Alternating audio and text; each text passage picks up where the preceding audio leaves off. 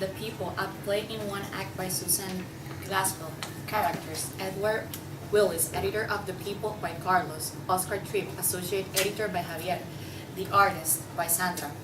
Sarah by Sarah. Tom Howie, printer by Ariadna. The Boy from Georgia by Carlos. The Man from the Cape by Javier. The Woman from Idaho by Nicole. The Earnest Approach by Ariadna. The Light Touch by Nicole. The Anarchist by Sarah. And The Philosopher by Sandra. Tom and Oscar were discussing whether the magazine should be running. All of a sudden, a woman from Idaho enters, looking for Ed. Later on, Sarah, a young businesswoman, enters. Ed not here yet? No, Did he get any money? doesn't look like it.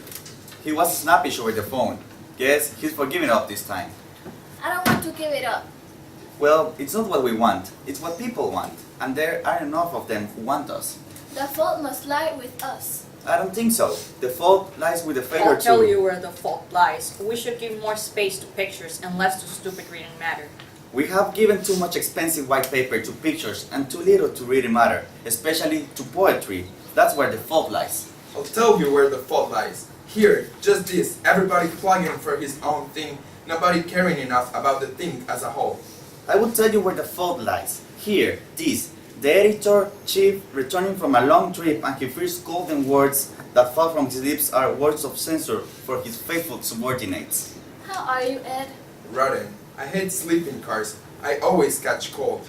Any luck? What's the word? I have heard that you may have to discontinue. It seems we might as well. Now, just let me tell you what the trouble has been and how you can remedy it. The people has been afraid of being serious. But you deal with ideas and you must do it soberly. There is a place for a good earnest journal of protest. But all this levity, this fooling, Came in to see you, Ed. To say I hope the news I'm hearing isn't true. If it's bad, it's true. Well, it's an awful pity, but you've been too damn serious. A lighter touch, that's what the people need. You're as heavy as mud. Try it a while longer along frivolous lines. I was in the building and just run in to let you have my idea of what's the matter with you. If we had as many subscribers as we have people to tell us what's the matter with us... Now the philosopher and the anarchist will tell us what's the matter with us. Too damn bourgeois! You should print on the cover of every issue. To the hell with the bourgeois pigs! The trouble with the people is efficiency. Dear God, there are things it seems to me I cannot bear.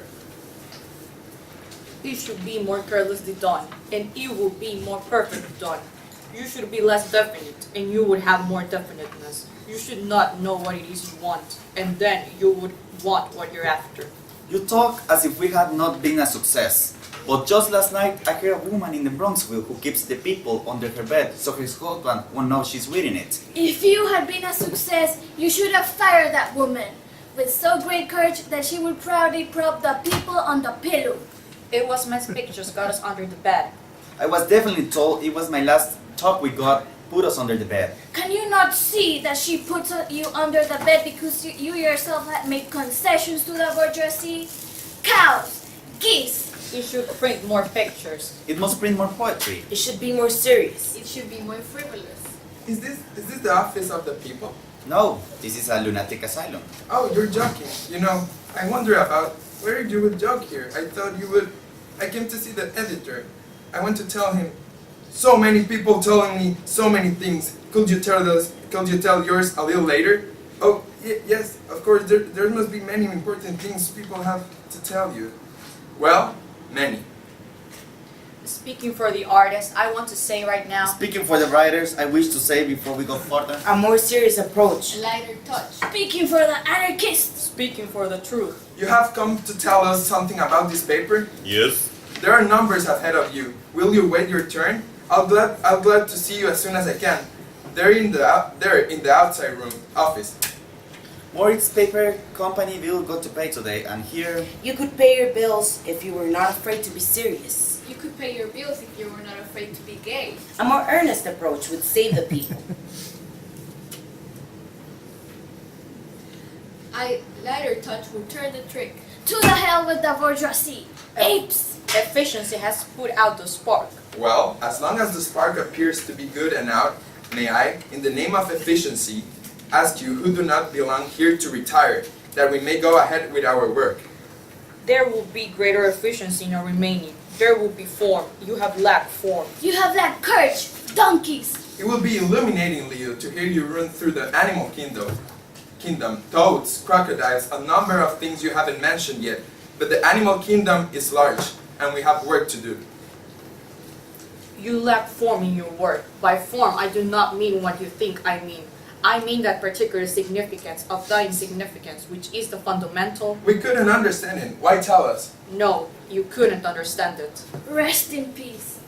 Centipedes. What's the matter with us? It's our friends. Well, to be or not to be, I guess it's up to you, Ed. Just what we'll be going on for. To make a few more people like the dear ones who have just left us. Seems to me we could best serve society by not doing that. Precisely, what do? Aside from getting under the bed in Bronxville, now and then something particularly rotten is put over, and we have a story that gets a rise out of a few people. But we don't change anything. We had another hope. We were going to express ourselves so simply and so truly that we would be expressing the people. The people.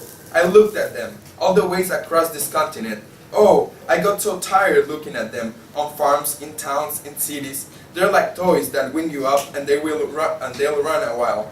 They don't want to be expressed. It will topple them over. The longer I looked, the more ridiculous it seemed to me that we should be giving our lives to the people, a journal of the social revolution. Certainly we'd better cut the subtitle. The social revolution is dead.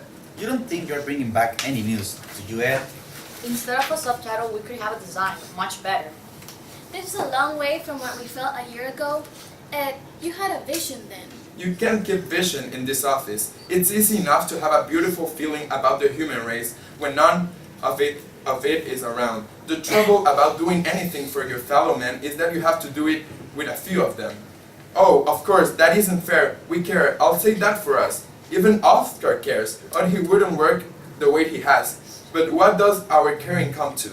It doesn't connect up with anything, and God knows it doesn't seem to be making anything very beautiful of us. There's something rather pathetic about us. Or is it merely ridiculous? Let me read you something, Ed. We are living now, we shall not be living long. No one can tell us we shall live again. This is our little while. This is our chance, and we take it like a child who comes from the dark room to which he must return. Comes from one sunny afternoon to a lovely hillside, and finding a hole, crawls in there till after the sun is set. I want that child to know the sun is shining upon flowers in the grass. I want him to know it before he has to go back to the room that is dark. I wish I had pipes to call him to the hilltop of beautiful distances. I myself could see further, if he were seen at all. Perhaps I can tell you, you who have dreamed and dreaming know and knowing care. Move! Move from the things that hold you. If you move, others will move. Come, now, before the sun goes down. You wrote that, Ed. Yes, I wrote it. And do you want to know why I wrote it? I wrote it because I was sore at Oscar and wanted to write something to make him feel ashamed of himself. I don't believe that's true. Maybe you think that's why you wrote it, but it's not the reason.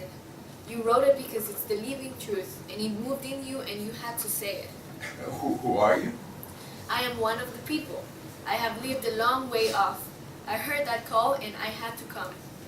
I've come too. I'm from Georgia. I read it and I didn't want to stay at school any longer. I said, I want something different and bigger, something more like this.